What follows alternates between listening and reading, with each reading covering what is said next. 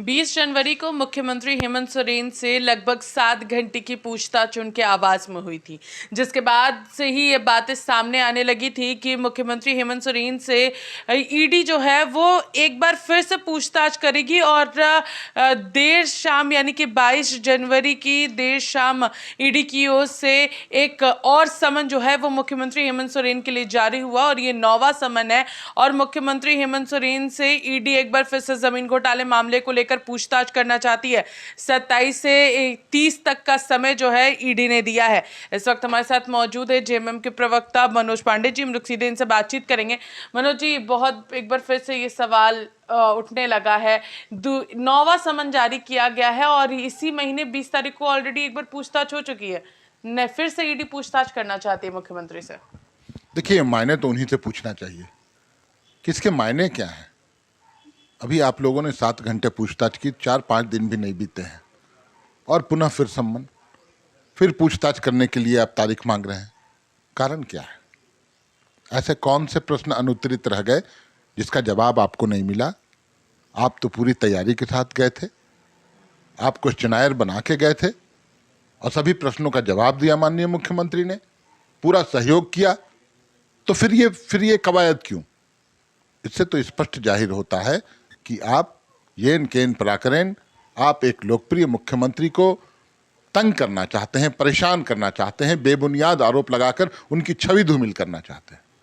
मनोज जी, एक बहुत बड़ा सवाल आ रहा है। ये कहा जा रहा था कि ईडी के अधिकारियों ने मुख्यमंत्री हेमंत सोरेन से कई सारे सवाल पूछे, जिसमें ऐसे कई सवाल थे जिसमें मुख्यमंत्री हेमंत सोरेन ने कहा है कि मुझे इसके बारे में जानकारी नहीं है, मुझे इसके बारे में पता नहीं है। ऐसी भी बातें सामने आई है, तो उन सारे सवालों के जवाब लेना चाहती है एक बार फिर से ईडी।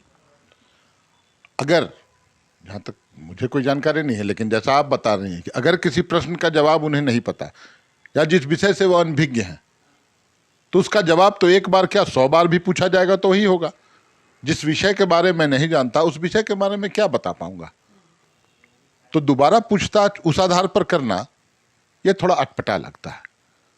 तो यहां स्पष्ट रूप से अब झारखंड की जनता समझने लगी है कि हमारे नेता को प्रताड़ित किया जा रहा है, परेशान किया जा रहा है, बेबुनियाद आरोप लगाए जा रहे हैं। पूर्व में भी खनन घोटाले के आरोप लगे थे, निर्दोष साबित हुए। वो आरोप पूर्व मुख्यमंत्री जो भाजपा के मुख्यमंत्री थे उन पर लगा था। तो इस तरह की कवायद अगर की जाएगी तो कहीं ना कहीं लोकतंत्र की हत्या की जा रही है, जनादेश का अपमान किया जा रहा है। और जब जनादेश का अपमान होता है तो फिर जनता जनार्दन, जिनके भरोसे से, जिनके विश्वास से सरकारें बनती हैं, सरकारें हटती हैं, एक बार जब वो चुनाव का जो महापर्व होता है वो अब नज़दीक है, जनता इस बार राजनीतिक औकात बताने का काम करेगी भारतीय जनता पार्टी को। जेएमएम के कार्यकर्ताओं ने सीआरपीएफ के जवान पर भी यहाँ पर एफआईआर दर्ज कराया है मनोज जी, जो पूरा मामला 20 तारीख को हुआ था। देखिए, अगर कुछ भी काम विधि सम्मत नहीं होगा, आप कहीं ना कहीं कल्प्रिट होंगे, तो एक जिम्मेवार सरकार की कर्तव्य होती है कि उस पर कार्रवाई करे। सीआरपीएफ की एक प्रतिष्ठा है, एक मर्यादा है, एक विश्वसनीयता है, क्रेडिबिलिटी है पूरे देश में। सीआरपीएफ को हम बहुत सम्मान की दृष्टि से देखते हैं, लेकिन उसी सीआरपीएफ का दुरुपयोग किया जाएगा। कौन से पदाधिकारी थे जिन्होंने डिप्लॉयमेंट का ऑर्डर दिया? मुख्यमंत्री आवास में उतनी भारी संख्या में सीआरपीएफ डिप्लॉयड नहीं होना चाहिए। सीआरपीएफ का काम है, जिस राज्य में रहती है, खास करके मैं झारखंड के परिप्रेक्ष्य में बता दूं कि जब नक्सल एक्टिविटी की कोई सूचना उन्हें मिलती है, कोई फीडबैक मिलता है, उसमें वो स्वतंत्र रूप से मूवमेंट कर सकती है। लेकिन कहीं और किसी अन्य वारदात कांड में या किसी अन्य विषयों पर अगर उनको इन्वॉल्व करना है या उनको शामिल होना है, उसके लिए उनको परमिशन लेना होगा और वो परमिशन राज्य सरकार की सहमति से होगा। राज्य सरकार अगर रिक्वेशन देती है तब वो आ सकते हैं, ऐसे नहीं आ सकते। मुख्यमंत्री आवास को घेर लिया गया था। एक चुनी हुई सरकार, एक चुनी हुई मुख्यमंत्री, लोकप्रिय मुख्यमंत्री को बदनाम करने की जो साजिश रची जा रही है, उसका खुलासा हुआ। तो जो भी इसमें दोषी पदाधिकारी होंगे, किनके आदेश पर डिप्लॉयमेंट हुआ, इसका खुलासा होना चाहिए और उन पर कार्रवाई होनी चाहिए। क्या लग रहा है अब आगे की क्या रणनीति होगी, क्योंकि एक बार मुख्यमंत्री हेमंत सोरेन ने 8वें समन पर ईडी को अपना समय दे दिया था अपने आवास पर बुला करके। अब आगे की रणनीति क्या होने वाली, क्या इसको लेकर के पार्टी के बीच में कुछ चर्चा हो रही है कि अब क्या होने वाला है? क्या एक बार फिर से मुख्यमंत्री समय देंगे ईडी को? देखिए, हम तमाम फ्रंट पर लड़ने को तैयार हैं। हम कानूनी लड़ाई भी लड़ेंगे, हम जरूरत पड़ा तो सुप्रीम कोर्ट, हाई कोर्ट के शरण में भी जाएंगे, और जो इंटेंशन है जो एजेंसियों का, उस इंटेंशन से अवगत कराएंगे और रिलीफ मांगेंगे। उसके अलावा ये लड़ाई अब राजनीतिक लड़ाई हो गई है। ये चाहते हैं कि हम मुख्यमंत्री को कमज़ोर कर दें, ये चाहते हैं कि हम मुख्यमंत्री को किसी भी तरह से उनको कस्टडी में ले लें या उनको गिरफ्तार करने के मुकाम तक पहुंच जाएं।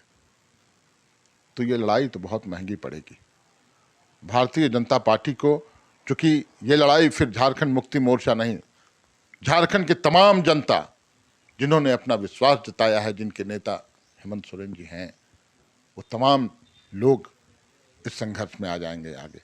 आज जो आक्रोश है, उस आक्रोश की परिणति क्या होगी, इसका अंदाजा मुझे लगता है केंद्र की सरकार को नहीं।